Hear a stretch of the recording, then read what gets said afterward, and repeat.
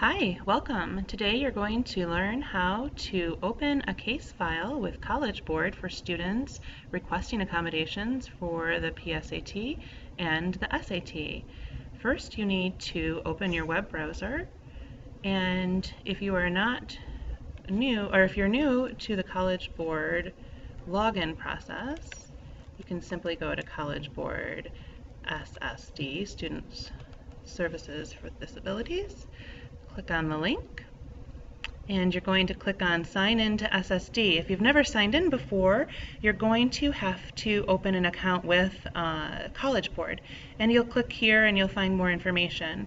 If you need forms for your students to fill out and for parents to sign, you'll click on Forms over here on the left side, and you'll see all the forms that are available. So there's the parent consent form, the teacher survey, all these forms are available to you on the website. We're going to go back here so we can sign in. Every teacher is given a unique password, or a login name, and you choose that. You also choose your own password. So you're going to sign into the system here, and this is what your screen will look like. There'll be announcements for you as the coordinator. You can read through those if you need to. And you'll scroll down here a little bit. I'm not going to scroll down too far because of student information.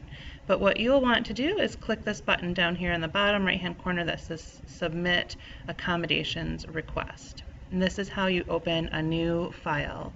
So you'll read through this information. I printed this out the very first time I went through so I could read it at a more leisurely pace rather than online. And then you'll click Continue. And then this will ask you if you've already submitted a student request before. If the student is a young student and not transferred, you'll already know this information. If the student is a transfer student, you're going to want to contact the previous school to make sure that they didn't already open a request. And then you'll click Continue. Then here you're going to have to fill out personal information about a student. So, we can pick out a name for them, and you need a birth date for that student, and you'll want all this information on hand when you're starting to open your files. It'll be more helpful to you, and it'll make the process faster. It'll tell you already your current school because you'll have created your SSD account with College Board. You'll need the student's mailing address as well. And again, all of this information in front of you will be so helpful when you're creating these online accounts. And then down here you'll need to choose when the student is taking their test and what test they're taking. So here are your choices. Hopefully you do know what test you're asking for accommodations for. All of our students are testing in April of 2016. That is when the state of Michigan is giving the PSAT and SAT. Oh, and you also need to say when the student is expected to graduate from school, and it should be in the year 2017 if they're taking the SAT this year, 2018 if they're taking the PSAT. And they also want a phone number, and isn't this so helpful? They let you know exactly what you have forgotten to fill out. The College Board website won't let you continue forward until you have completed everything accurately, so that is really nice. And then it wants you to print this form and have parents sign it. Down here, what you'll want to do is those forms that I showed you in the beginning, you'll want to click yes that you have a signed copy. If you click no, then you have to read through this, and you have to print this out, and parents need to sign this. It's so much easier to just do it in advance, and then everybody knows what you're doing. So now we get to the really important part. You'll need to know about your student and what type of disability they have. There are lots of choices here.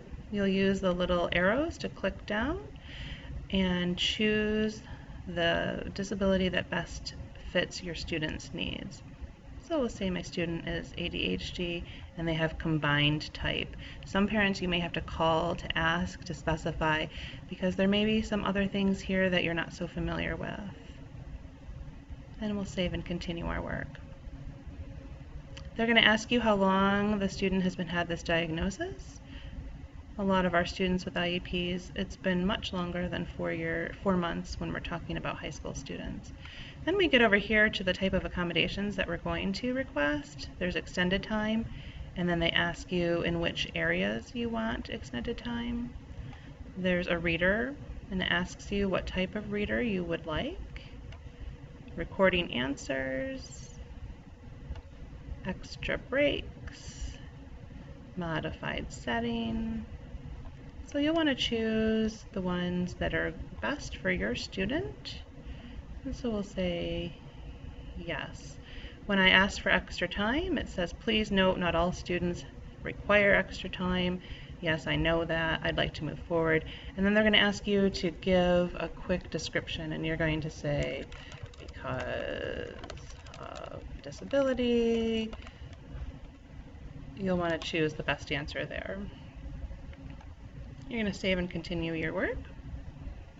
And then you're going to say, yes, they've had this accommodation for more than 4 months at your school. If the answer is no, you'll want to answer no and then follow the directions they give you. And then College Board is going to ask you if there's an IEP. You're going to say you know the specific month the IEP took place. Again, you're going to want the student's file information in front of you because it is really helpful. Then they're going to ask you, was a cognitive test included? If your school didn't do this or you don't have this on file, you'll say no. I'll click no, no, and then I'll click Save and Continue. And you're going to see what College Board then is going to tell you. It says that I'm ready to submit my accommodations request, and here are all the documents they're going to want me to gather for my student, and then fax or upload it into the system for them. Now, if you don't have these files, you'll need to ask the parents for them. If the parents don't have them, then you can fax to College Board the information you do have, and that's the best we can do. When you're ready to submit, you feel like everything you've entered is accurate and to the best of your knowledge, you'll check down here and then you'll click Submit. And then you will get to a screen that looks like the very first one that we looked at from the very beginning down here. And underneath here, all of the students I've submitted requests for, you can see I've got 16 students going, and on the left-hand side of each student name is where they are in the process. I need to submit documentation, they've been approved, or College Board is waiting for me to complete their file. Good luck with your submissions this year, and best testing to you.